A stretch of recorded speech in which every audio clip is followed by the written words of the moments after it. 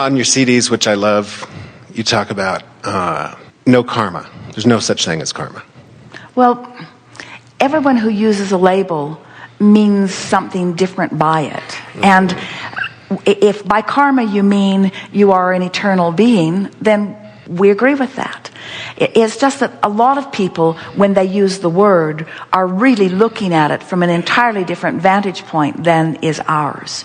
So we will not say there is not karma, because the way some people are looking at it, we are in agreement with. But what do you mean when you say karma? Well, I'm in complete agreement with you. Whatever it is. Whatever, because I don't care. I think it's totally lame. But and an excuse to kind of, not be happy. If by karma you mean, before I was in this body I was source energy, and I achieved a vibration of such well-being that I extended that well-being here, and law of attraction responds to what I've got going on. Sometimes people are speaking of karma, like what goes around comes around, right. And law of attraction karma is a way of talking about that. Right. But a lot of people say, when things are not going well in this moment of their physical life experience, it's karmic. I must have done something bad in a past life, and I'm paying for it now. And we are in utter disagreement with that, because everything that they're living now is in response to the vibration that they've got going now. And further, what you call the death experience, we lovingly refer to it to the croaking experience. That is the recycling into the vortex and renewing all that you know. In other words, it's sort of like the death experience is the vortex taking you in, and the birth experience is the vortex spitting you out. It's not quite like that, but sort of. Because from the non-physical, you are pure positive energy, and then you were born to a mother who's been worrying about you for 9 months. And here you are, and now she's usually really worried about you. And so it's not as vortex-like what you were born into than the energy from which you have come. So if you're thinking that karma is real, and that it's like if I do something bad today, tomorrow something bad is going to happen to me, and you're in this physical life, is that going to happen? Well, you get what you expect, but here's the thing. There are two aspects of you that are offering vibration all of the time. And the source energy part of you is holding steady to the fullness of all that you have become.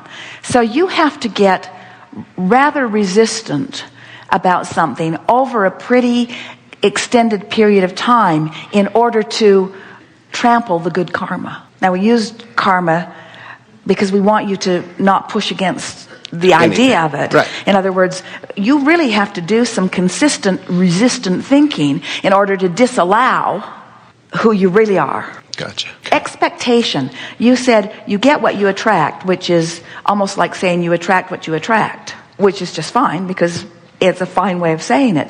But here's a way of saying it that really speaks to everything that you've been saying and we've been saying, and that is you get what you expect. And an expectation is just a pattern of thought. A belief is just a thought you keep thinking. And if you keep thinking it long enough, then you develop this pattern of expectation, and then you begin manifesting, and then you prove yourself right. Right. In the beginning, Esther would say to us, as we were coaxing her from some of her patterns of thought that were not serving her, and she would say, "But Abraham, it's true." And we would say, that's not a good criteria. There are a lot of things that are true that you don't want to attract into your experience. So rather than using the criteria, is it true? Because there are plenty of things you don't want to experience that are. Why not use the criteria, does it feel good when I contemplate it? Because if it feels good when you contemplate it, that means the larger part of you is contemplating it. And therefore it is a solution or an answer that you've been looking for. But if it doesn't feel good when you contemplate it, nothing about it could serve you. Let it go. Okay. When you understand that the universe is responding to your vibration, so what's manifesting is an indicator of what you've got going on, then it's helpful to pay attention to what's going on and to acknowledge that I am the creator of it, regardless of whether it pleases you or doesn't please you.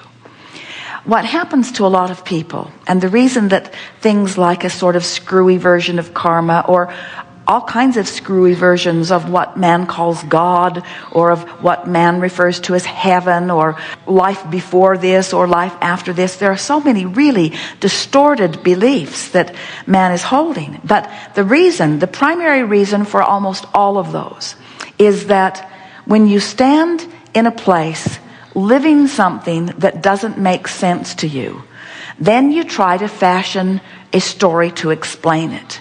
In other words, if you've been taught that these are the rules, and that if you keep these rules, you will thrive. So you keep those rules, you try to do it as best you can to the letter of the law, but you don't thrive. Then your questioning mind says, what am I missing? And if your logic says, well, wait, you can't be missing anything, because when you were little, they said, go to church, and you did. And the church said, do these things, and you did. And the church says, don't do those things, and you didn't.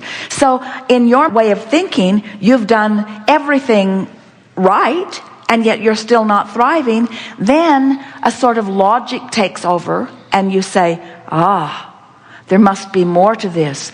I must have done something at a time that I don't remember, and I'm still paying for that. Now, that's sort of logical, isn't it, under those conditions? Or what about someone who has been taught that if you keep these rules, you'll thrive, and if you break them, you won't, and you break them? Then you're in a place of expecting negative compensation for having broken the rules, and when it comes, it confirms your negative, and from our point of view, irrational belief that you are being punished for breaking a rule. When you're not being punished for breaking a rule, you're getting what you expected. You see, you're getting what you practiced the vibration of. So no one can even begin to make sense of their own life experience until they understand that they are source energy in a physical body, but that while they're in this physical body, the source energy part still exists.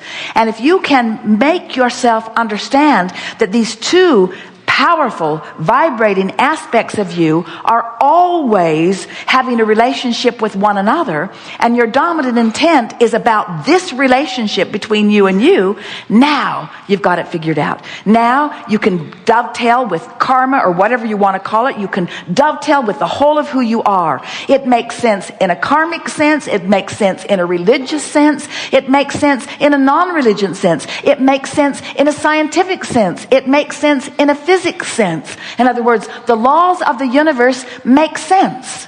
And when you find a way that you can make them work for you, now you've got control of your experience, and now you've got a joyful life experience, and now you're fulfilling your reason for being, because it's all about joy and expansion, and now it's all working for you, you see. And then it doesn't bother you when other people talk about karma in a screwy way. It doesn't bother you when other people talk about religion in a screwy way, or drugs in a screwy way, or politics in a screwy way. Because the fact of the matter is, there's so many people talking about so many things, and almost none of them see it just like you do. So if you're looking for satisfaction by finding a group who agrees with you, then you're looking for love in all the wrong places, because they're fickle. They might agree today, but they won't tomorrow. You see, you've got no consistency to your guidance. But when you get hold of your emotions, and you know what they mean, and you care about how you feel, and so you deliberately and consistently guide yourself into alignment with who you really are, then your life just works for you. No matter what the subject is, or no matter what aspect of your life you're focused upon. Yeah, it's pretty interesting that you would say that, because when I was younger, I broke all the rules, all the laws, did all the drugs, and everything went my way. I mean, literally, everything went my way. Because, Mother, seriously, you had the good fortune of not being made to believe in the wrongness of your behavior. So you didn't split your own energy. In other words, if you can make your children feel guilty, you've managed to separate them from who they are. If you can make your children feel guilty, you've managed to separate them from who they are. Right. Because you cannot make their inner being feel guilty. If you could make their inner being feel guilty, They wouldn't feel guilty because they'd be residing with their inner being. And guilt is feeling some way different than their inner being feels. Oh, that was really good. Really good. But they tried to make me feel guilty. I mean, I was brought up really in a religious family, and all that stuff was bad, and I just wouldn't let them. I really, absolutely, under no circumstance. So as we hear you here, rather than a sort of defiance about their wrong-headedness and what they were trying to get you to believe, what your inner being feels is appreciation, because they did the best they knew how to do. Mm-hmm. And through the process, you just sent more rockets into your vortex, gave yourself much more opportunity to expand, and when you came into alignment, you were a whole lot better for it. And look where I am now, right? Sitting here in front of you. We say that to everyone. Where you are is a byproduct of what you have lived. And that is the best reason of all to appreciate everything that happened, because it has led to this powerful point of understanding. Yes, indeed. Yes, indeed. So how do I get in the vortex? I mean, how do I get there? How do you get in the vortex depends on where you are when you ask the question. Because if you are really in a negative place, in other words, if you're feeling powerlessness, the direction of the vortex is revenge and anger, and the doorway to the vortex is an emotion of hope. But sometimes you're not even in the vicinity of hope. So the path to the vortex is a path that's laced with relief after relief after relief after relief. So when you say, how do I get in the vortex? How would you characterize your mood, attitude, emotional state of being when you ask the question? In other words, where do you think you are on the emotional scale as you ask that question? Kind of high right now. Well, sorry, Mom. Well, then your question was screwy. No, but I mean, like, then your question should have been, how do I stay in the vortex? Oh, right. But that wasn't what you said. Well, that's because I formulated the question a few hours ago when I was driving here in traffic and construction, listening to you spew off these processes that sounded so beautiful and happy while everybody was driving 4 miles an hour, and I thought, I'm never going to get the seat right in front. But then I thought to myself, wait a minute, I always get that parking spot right in front. So I just kind of lined up with the parking spot in the room in front. So that's how you get in the vortex. That's exactly the process. You take what you're dealing with, you acknowledge that you're not where you want to be, and in this case you took it a little further. You acknowledged that you weren't where you wanted to be vibrationally, and then you imagined the negative repercussions of that, of not getting in the front row or whatever you were shooting for. Right. But then you sort of came to your senses and began building your own bridges to the vortex. In other words, you built your own bridge to feeling better. You said, even though traffic's not moving and even though there's construction, I always get a good parking place. I can pull parking places off whenever I want, and all this is a parking place for my physical body. I can get a parking place for my physical body. And then you sort of had fun with the humorous analogy that you'd carved out for yourself, and then you were in the vortex. That's exactly what the process is. You just find a pathway to it. You see why we're so excited about you figuring out the importance of the vortex, and just like you brilliantly figured out how to bridge yourself into a seat? That's what we're talking about. That's how you get into the vortex. First, you make it important, and we think we have rung your bells about that. And next, you accept that everything so far that life has helped you carve out is there for you, right down to the last detail. And then you just do your simple thing. Dance your way in, massage your way in, eat your way in. Don't really recommend drugs, but it is a way in. In other words... I do. Good. Very good. All right.